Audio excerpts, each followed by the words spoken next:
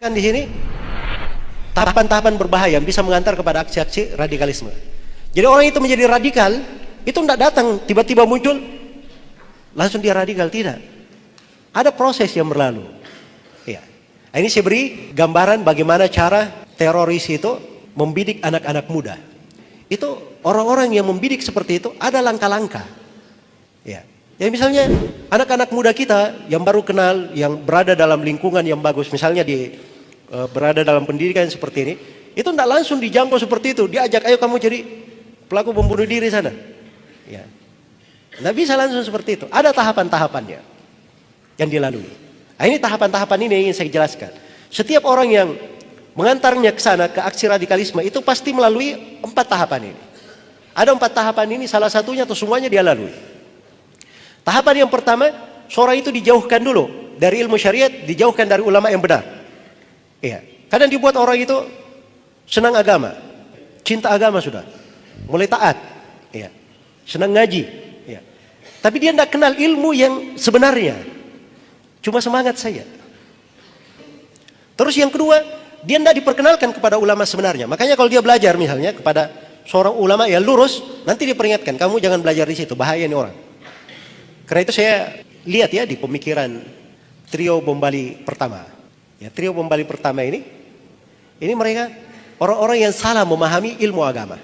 Terus yang kedua, mereka itu hanya mengenal tokoh-tokoh tertentu saja. Usama bin Laden, Usama al-Zawahiri, Abu Qatadah al-Filistini, Abu Muhammad al-Maqdisi. Ini nama-nama saya sebut, buku-bukunya ada yang diterjemah dalam bahasa Indonesia ya. Maaf saya pernah lihat sebagian buku Abu Muhammad al-Maqdisi di Promedia di situ. Sudah diterjemahkan.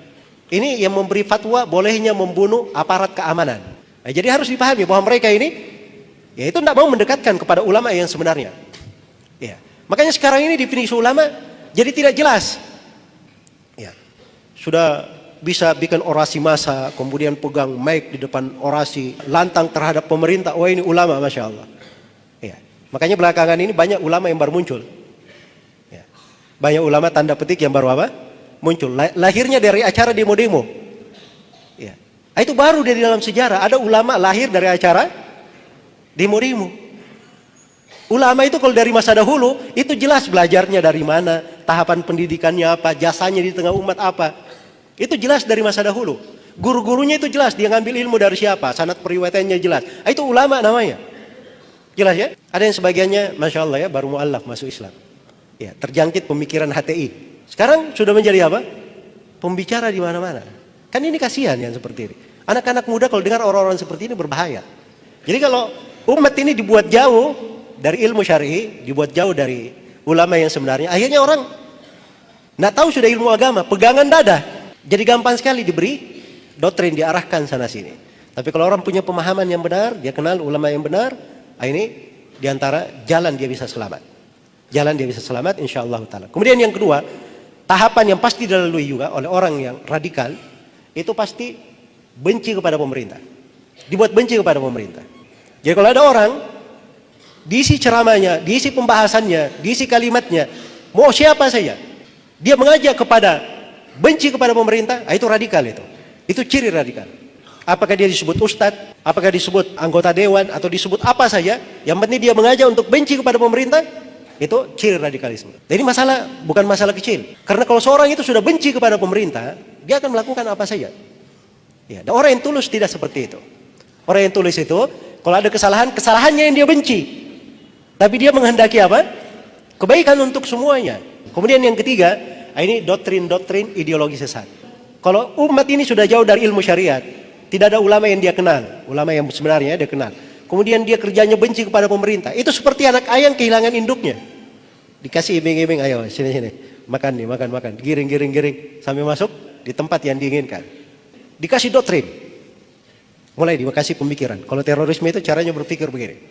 Pertama dikasih doktrin dulu. Tahu kamu, jihad itu hukumnya apa? Jihad itu hukumnya fardu ain.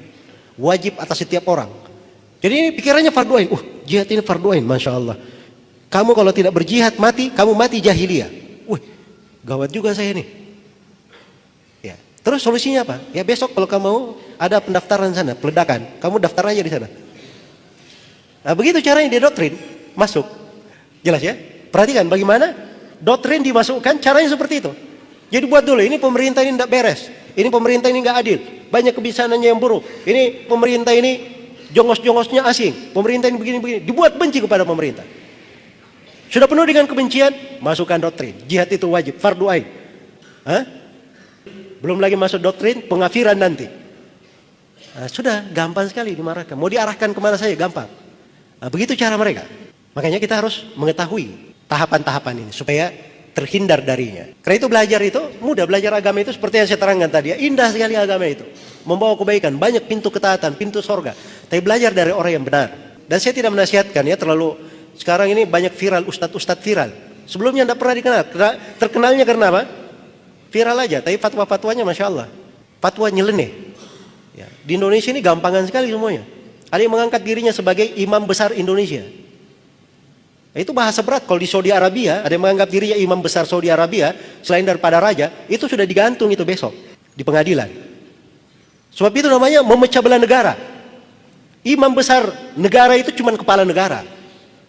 Kalau mengatakan imam besar negara itu cuma satu, Bapak Presiden saja. Itu dihukum syariat. Ya. Ini hal-hal yang seperti masuknya dari mana? Itu doktrin dari ideologi yang menyimpang. Kemudian yang terakhir, dari tahapannya juga pasti akan memuji aksi-aksi radikalisme. Ya, jadi lihat saja kalau ada aksi radikalisme dia puji, dia kasih bagus. Nah, ini menunjukkan ini orang ada tahapan yang masuk di situ. Makanya dari kejadian peledakan di WTC itu tanggal 11 September, itu para ulama menyuarakan mungkarnya hal yang seperti itu. Sebab itu tidak ada dalam syariat pembenaran. Yang melakukannya siapa? Kalau dia warga negara, berarti dia sudah membuat pengkhianatan yang besar. Kalau dia orang asing yang masuk ke dalam negara, maka namanya orang asing masuk kan ada stempel di bandara. Itu akad perjanjian untuk menjaga apa? Tidak berbuat keonaran. Ini dia meledakkan. Dia keliru di segala keadaan di hukum syariat. Karena itu dalam Islam hal itu adalah hal yang diharamkan, tidak diperbolehkan, diingkari oleh para ulama.